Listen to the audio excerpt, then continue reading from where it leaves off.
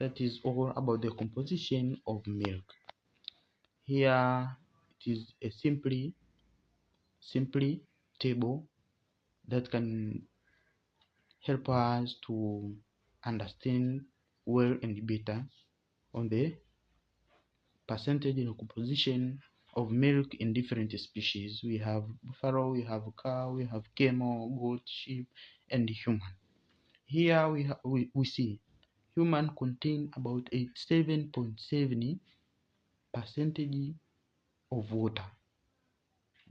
That is greater compared to the other species. In case of fat we see we have sheep. Sheep contain high quantity, sheep milk contain high quantity or high percentage of fat compared to other species. But also when we come on protein nutrient, it is seen milk of human being contain less protein as compared to other species, and that is a reason why the growth of baby, the growth of human being is slow compared to other species. That means it is take too long time for growth of human being as compared to other species after birth. But also we have, in case of lactose, human being is seen to have milk that contain high quantity of lactose. That is about 6.8%. But also we have ashes. The sheep contain high quantity of ashes as compared to other species. That is good. Let's go through protein in milk.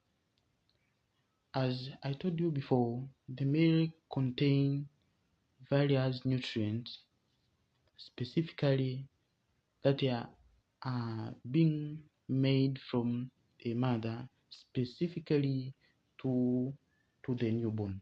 That means every species, for instance cow,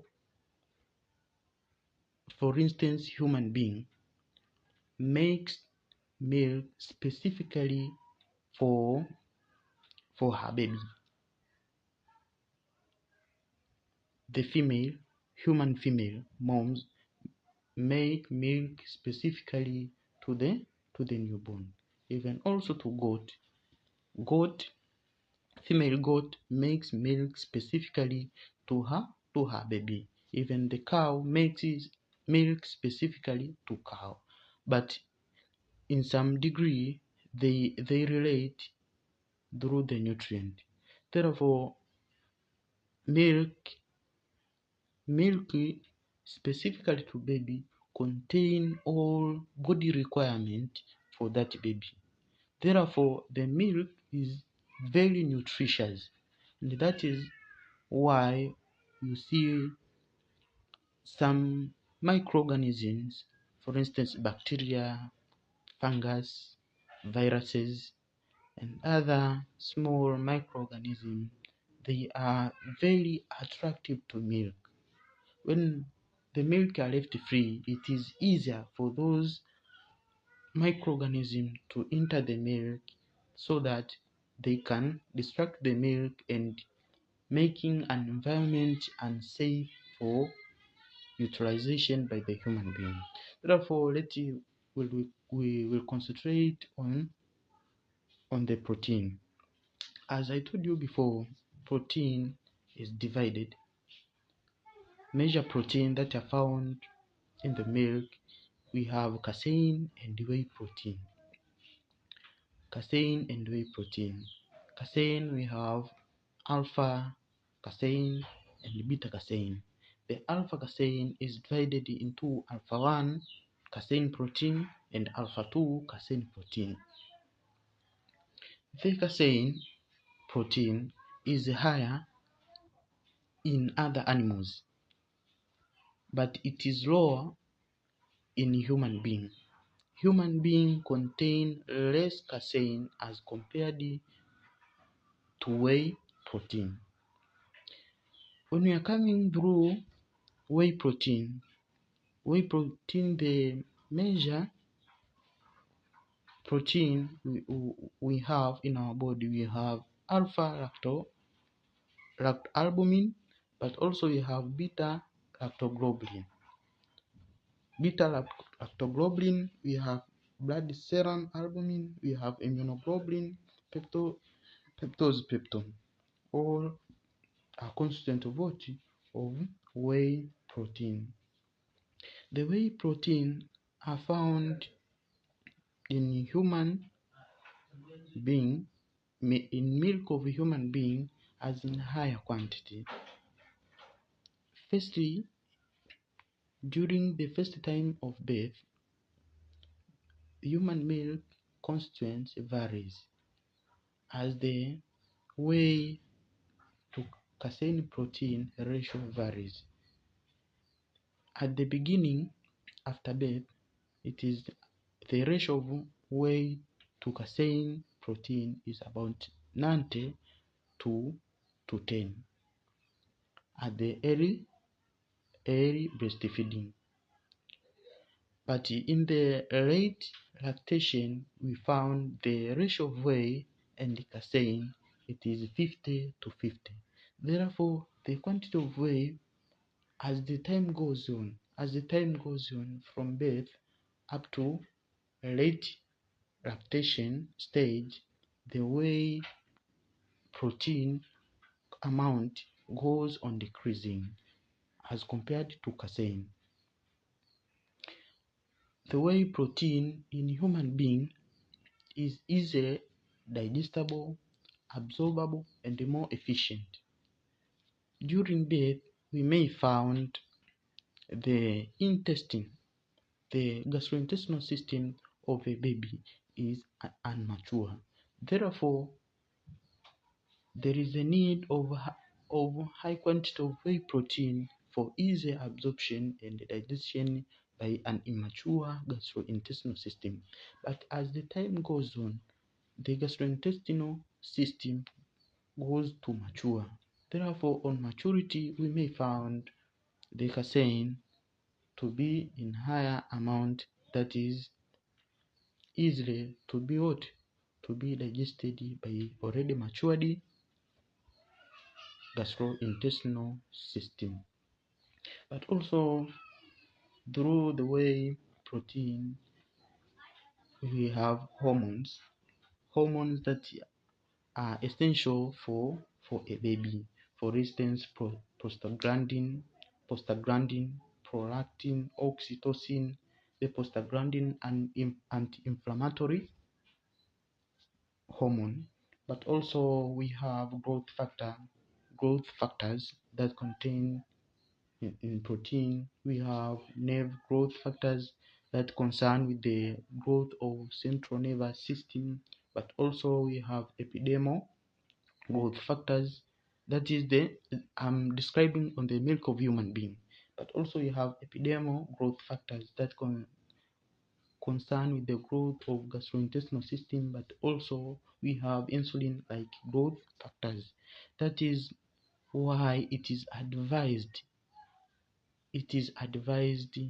to use the milk of human being for her baby rather than using the other sources of milk. That is why we need those nutrients and those contents for baby's growth. But also non-protein, we have creatine, we have creatinine, we have uric acid, we have urea, nucleotides, and the other non-protein constituents. That is all about protein. But also we have on protein, we have enzymes, we have lipase, we have increased alkaline phosphatase, we have lactoperoxidase. The lactoperoxidase is a test for used to test pasteurization process. that is used to the process concerning with elimination of harmful bacteria from a milk by treatment with heat below 100%. But also we have catalase, amylase, and phosphatase. Those are enzymes that contained in milk. Through catalase obviously it is used to signify the bacterial contamination with milk. Because catalase are enzymes that are found in some microorganisms, specifically bacteria, as Staphylococcus species, we may find they contain catalase enzyme. The catalase enzyme that involved in the breakdown of hydrogen peroxide to hydrogen gas in the water. Therefore, when catalase enzymes are found higher in milk, signify that the milk is contaminated with what? With those bacteria. Therefore, it is not sufficient. But also in the case of pigment, as I told you, we have pigment. We have fat soluble, but also we have water soluble pigment. Through fat soluble, we have carotene and xanthophyll. The carotene is highly pigment that give yellowish color to the milk in almost all species except buffalo.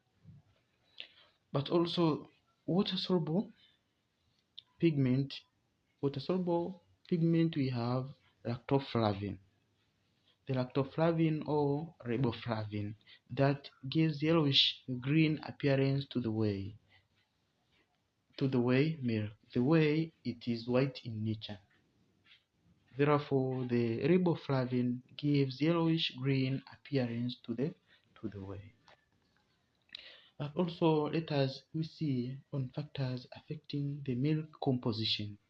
There are some factors that affect the milk composition, as how are we going to see.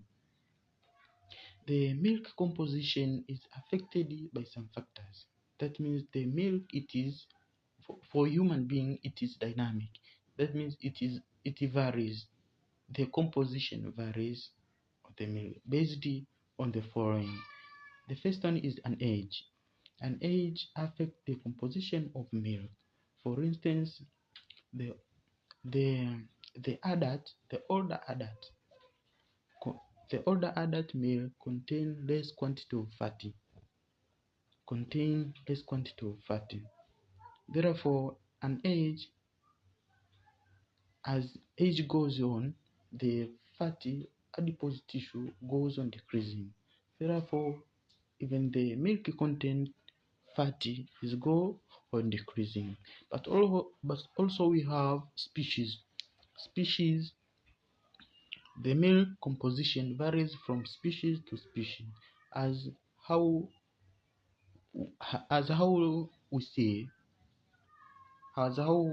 we discussed before, that human beings contain a high quantity of whey protein, but animals contain high quantity of casein protein. Therefore, their composition, it varies from species to species. That is genetically determined. But also we have seasonal variation. We have, for instance, through winter, there is a high quantity of protein and fatty and minerals through winter. But in rainy season, due to green grasses, we may find variation as compared in winter season. But also nutritional variation. The nutritional variation, overfeeding, we have to remember here, the nutrients